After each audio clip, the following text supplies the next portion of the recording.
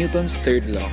Newton's third law claims that for every reaction, there is an equal but opposite reaction.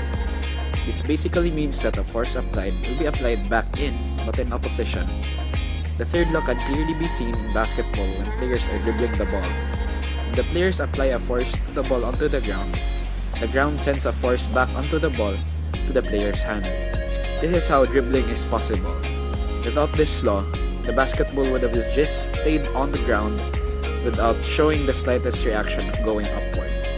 The floor can also give a ground reaction for players. When players apply force onto the ground propels a force back into their legs and helps them move. When players fall down and get injured, it is because the players put a great force into the ground, which the ground returns back into their bodies. This scene is applying Newton's first law, which is the law of inertia. But how?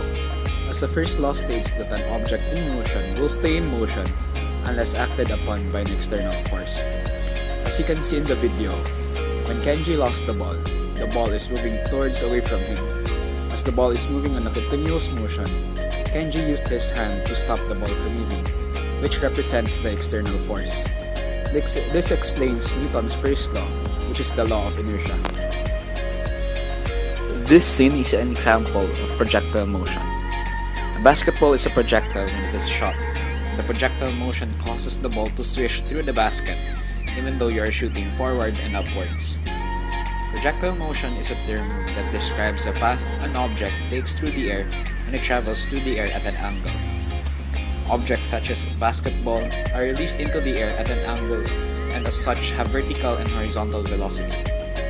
External forces that affect the basketball when traveling through the air are gravity and air resistance, where gravity is a constant force of 9.81 meters per second squared. The trajectory of a basketball when launched into the air is influenced by projection speed, projection angle, and the relative height of projection, all of which can be controlled by the player shooting the basketball.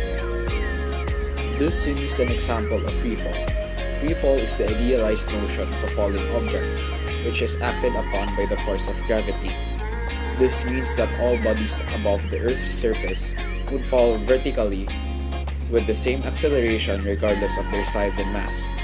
As you can see in the video, as the ball swished into the basket, the ball fell down vertically, which is acted upon by the force of gravity, which is measured at 9.8 meters per second squared. And that's how you apply basketball in physics. Thank you for watching.